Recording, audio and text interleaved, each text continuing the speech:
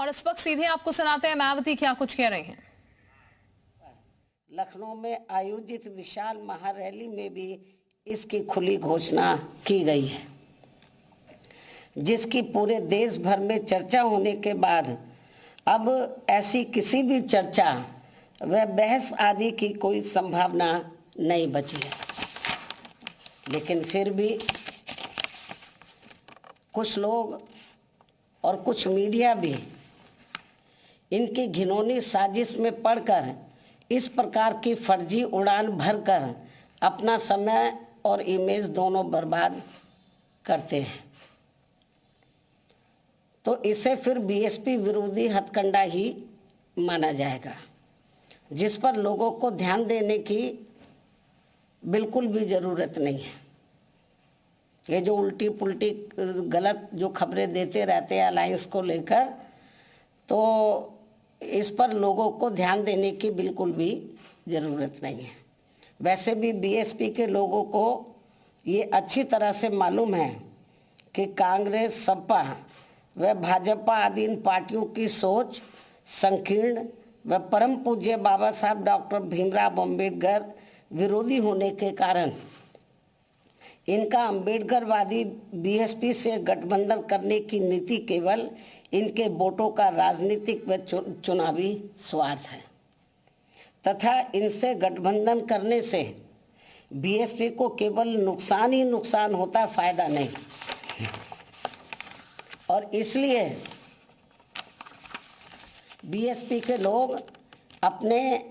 2027 के मिशन में अकेले ही पूरे जी जान से लगे हुए हैं, जिस पर से उन लोगों का ध्यान भटकाने के लिए ही इस प्रकार की घिनौनी साजिशें ये लोग करते रहते हैं। ऐसे में पार्टी के सभी लोगों से यही अनुरोध है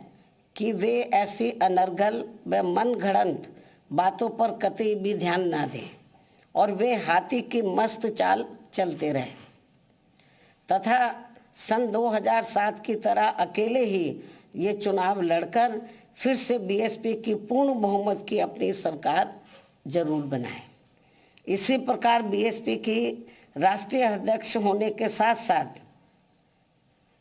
विशेषकर सुरक्षा खतरों के मद्देनजर दिल्ली में पहले की तरह का टाइप 8 का नया बंगला काफ़ी लंबे समय के बाद अभी हाल ही में अलॉट होने के बारे में भी जो गलत व गुमराह करने वाली बीएसपी को नुकसान पहुंचाने की बातें षड्यंत्र के तहत प्रचारित की जा रही हैं, उससे भी लोगों को अति सावधान रहने की ज़रूरत है। जबकि वर्तमान सरकार ने भी, यानी कि वर्तमान जो केंद्र में बीजेपी की सरकार है, जबकि वर्तमान सरकार ने भी टाइप 8 का बंगला मेरी सुरक्षा के हिसाब से अब सही अलॉट करने से पहले कई और भी बंगले अलॉट कर दिए थे जो सुरक्षा कारणों से नहीं लिया है, और यदि लिया भी था तो उसे कुछ ही समय के बाद ही छोड़ भी दिया था। तब फिर अंत में अब मुझे टाइप 8 का सही बंगला अलॉट किया गया है, जिसे मैंने स्वीकार भी कर लिया है। जिसको लेकर भी अब किस्म किस्म की गलत बातें प्रचारित की जा रही हैं, क्योंकि इस मामले में ये बात भी सर्वविदित है कि सपा सरकार के चलते व इनके मुखिया के इशारे पर ही दिनांक 2 जून सन 1995 की लखनऊ स्टेट गेस्ट हाउस कांड में मुझ पर जानलेवा हमला होने के बाद अगले दिन दिनांक 3 जून 1995 को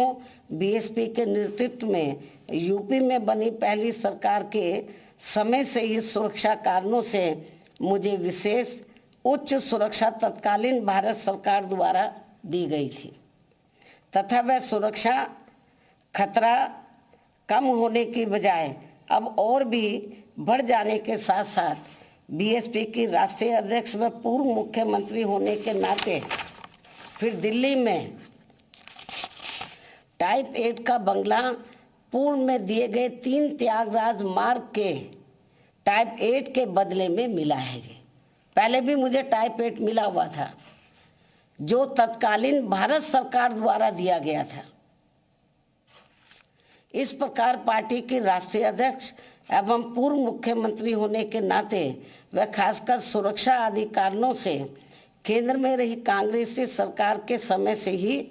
मुझे टाइप 8 का बंगला मिलता रहा है तथा अब इसको लेकर किसी भी प्रकार से संकीर्ण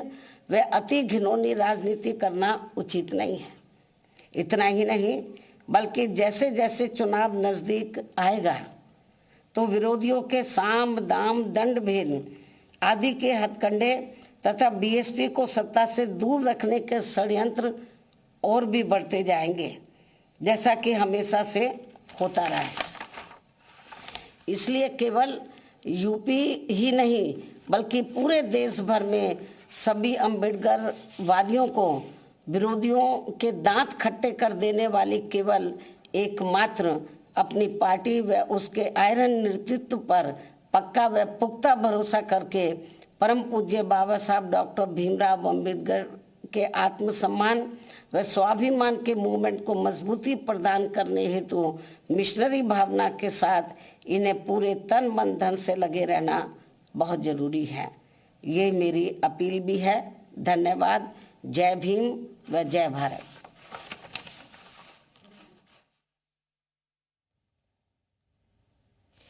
तो फिलहाल मायावती को आप सुन रहे थे, प्रेस कॉन्फ्रेंस वो कर रही थी और गठबंधन को लेकर बातें उन्होंने कहा झूठी है, सब अफवाहें हैं। बंगले को लेकर भी कई तरह की गलत खबरें फैलाई गई हैं। सुरक्षा कारणों से मैंने बंगला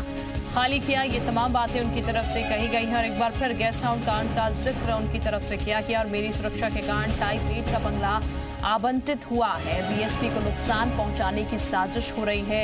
ये भी उनकी तरफ से कहा गया है। तो जो गलत खबरें हैं उनका खंडन वो करती हुई प्रेस कॉन्फ्रेंस के जरिए नजर आएंगी।